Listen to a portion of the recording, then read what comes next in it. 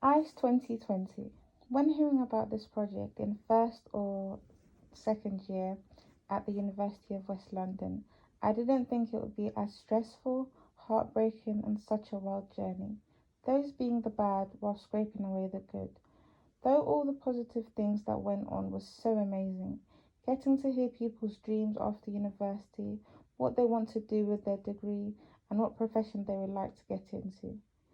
Everyone had all different amazing paths that they wanted to do after they finished, and this was so good to hear as it also gave me ideas on what I wanted to do, and I believe it probably would do the same on others, just hearing about other people's things and what they wanted to do. From finding a venue, event planning, food planning, finding ways to get funding, thinking of more ways to find fun things that would interest people in being able to sponsor us to raise money, constantly having beautiful visions on how our showcase would look, being excited to dress up for our showcase and to show off our work that we've done for the past 3 years at the University of West London, and being able to meet industry professionals and trying to be able to impress them. All cancelled due to the heartbreaking illness of the coronavirus.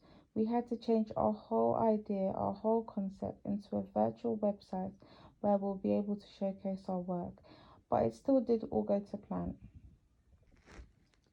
Putting the website aside, the social medias, what I really like the most is the Instagram page and how it's laid out, how it's involving everyone as well. We all came up with a decision of people taking over the Instagram page every single week. We started off, so now we're on week 2. We're going on to week 3 next week, which will be my turn. So I haven't actually done it yet. But I'll be talking about celebrity influences, different type of music, and what's going on in the music industry. So that's I'm really looking forward to be talking about that. I'll be doing Q&As, posting interviews on what celebrities are saying about the coronavirus, what influencers are saying about the coronavirus. ICE and major projects being all around at the same time. For me personally, I found it very, very hard to balance the two, as me being a bad multitasker, not a good trait to have, but that's what I am. When I go onto one topic, I mess up the other one, and when I go into the other one, I end up messing up the one I did before. But the good thing is, like between all of us, we gave each other different responsibilities. So someone would work on this thing, I would work on that one, someone else would work on the other thing. So doing that, it made me be able to at least, okay, set out a timetable where I could plan everything. So if it's for ICE, for major projects, for anti-advertising, I'll be able to like balance things out.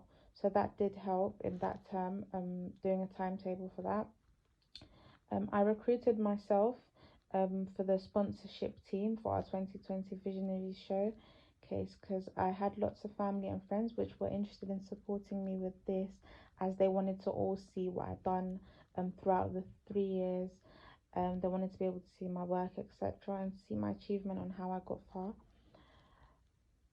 I was supposed to be also hosting an event quiz. That would have been on the 20th of March, but that didn't go to plan because of all the COVID cases that was going on, and people wanting to isolate and not being in gathered areas.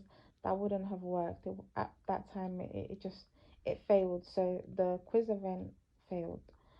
For the quiz, I was really excited and had it all figured out for this because I felt I would have been able to really shine and it would have been my chance to be in the spotlight while hosting it. From wanting to distribute flyers, promoting on social media, telling all my family and friends about the quiz that I'll be hosting, um, would have been good, would have looked good for me, especially to put on my CV. We also wanted to reach out to the gaming society to sell them sweets on their gaming days, but it was planned around the end of March too, and due to COVID reasons that would have worked. But all that money that we would have raised would have all gone towards our showcase.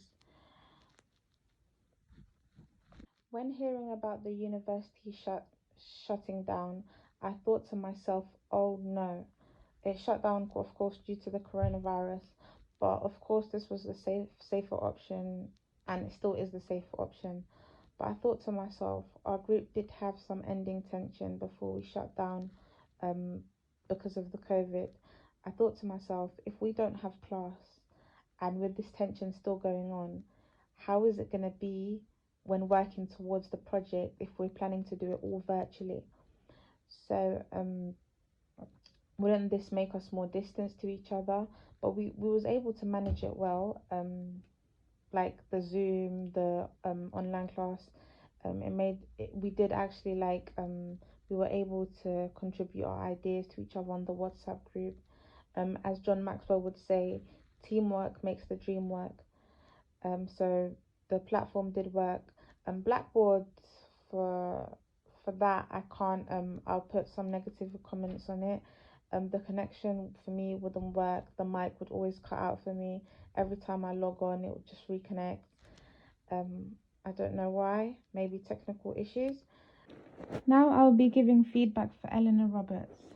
Eleanor played an amazing role at being the executive creative director, and she still is playing an amazing role. She was able to set out tasks for everyone and would always put the hours in, even if it means her going into her free time, but just to make sure that it's done. She always made sure no one felt left out in things to do in a whole. I would give her a very good rating in a whole if I was to give her the rating.